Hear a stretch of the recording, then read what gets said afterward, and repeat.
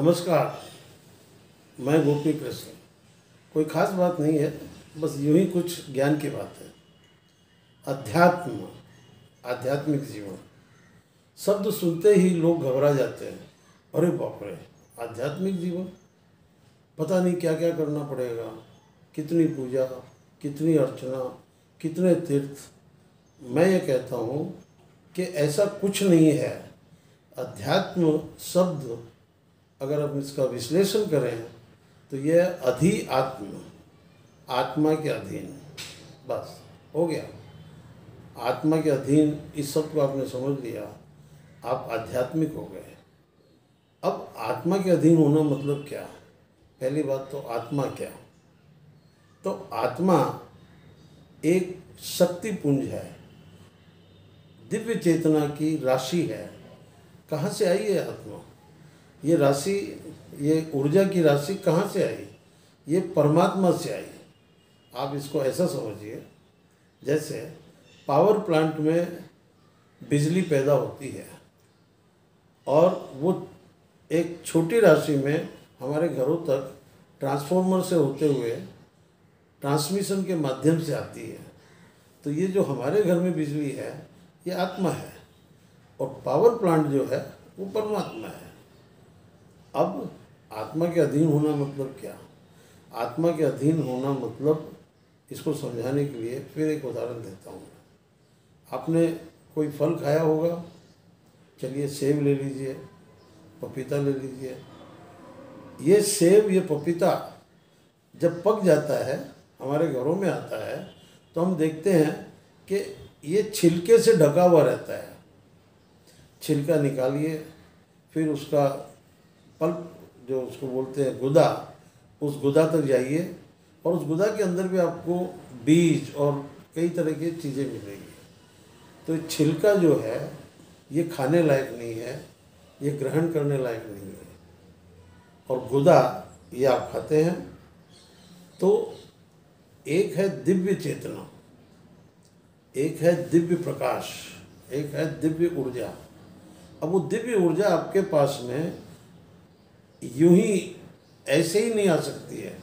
उसको किसी पात्र में या किसी चीज़ से आवरण करके किसी आवरण में भेजना पड़ता है।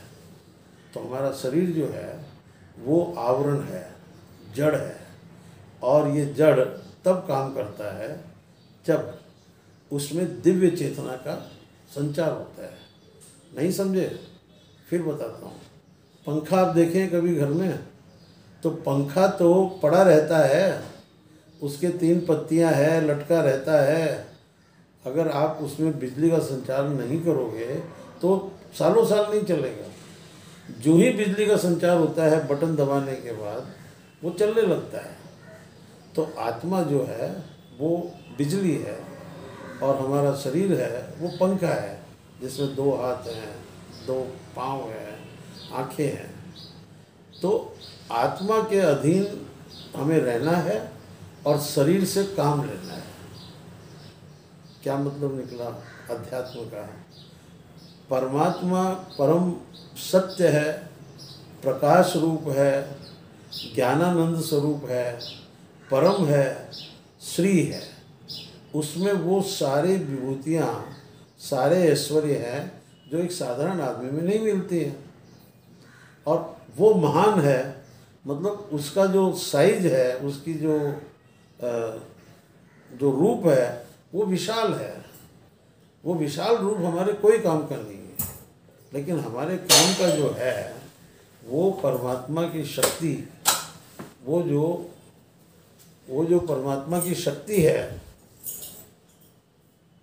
हमारे अनुरूप जिसको रूप दे दिया गया है, हमारे अनुरूप जिसकी शक्ति है, ताकत है, वो हमारे काम की है। तो आत्मा हमारे काम की है, लेकिन परमात्मा जैसा परमात्मा वैसी आत्मा। परमात्मा में जो लक्षण है वही आत्मा में लक्षण है। आप देखिए, एक सोने का बिस्किट होता है। सोने का बिस्किट साइज में बड़ा रहता है, उसका वजन ज़्यादा रहता है, और वहीं अगर वो सोने का बिस्किट विघटित हो जाए और कणों में बदल जाए, तो एक कण उठाइए और उस कण में वो सारे गुण हैं, सारे उसके जो प्रॉपर्टीज है, फीचर्स हैं, वो कण में भी है और बिस्किट में भी है। तो बिस्किट और वो सोने का कण और सोने का बिस्किट एक हुए ना, उनमें बिल्कुल डिफरेंस नहीं है। तो ये जो सोने का कण है, हमारी आत्मा जो है, ये वही गुण लिए हुए है जो परमात्मा में है, उसमें वही ताकत है जो परमात्मा में है, और हमारे लिए वो आत्मा सफिशिएंट है, उससे काम चल जाएगा हमारा। तो पहले आप आत्मा के अधीन रहिए। तो अध्यात्म का मतलब है अधिआत्म, आत्मा के अधीन रहना। आत्मा के अधीन रहना मतलब बार बार आत्मा का स्मरण करते रहिए। आप एक आत्मा हो, सामने बैठे भाई साहब आत्मा है, जो मेरे पिताजी हैं वो भी आत्मा है, जो मेरी माँ है वो भी आत्मा है, जो मेरे भाई हैं वो भी एक आत्मा है। तो जब तक वो एक आत्मा है, सब एक जैसे हो गए। सबका मतलब कि आत्मा जो है सब में एक जैसी है। अब सबके शरीर अलग हैं, सबके शरीर अलग दिखते हैं, तो वो एक अलग यूनिट हो गए, अलग चीज़ें हो गई। तो मैं आपको ये कह रहा हूँ, अधिआत्म मतलब अध्यात्म, और आध्यात्मिक जीवन मतलब आत्मा के अधीन, आत्मा के अनुरूप भी जीना एक जीना है, और यही आध्यात्मिक जीवन है। अब इसके कई चीज़ें और हैं, उसके बारे में फिर कभी बात करेंगे।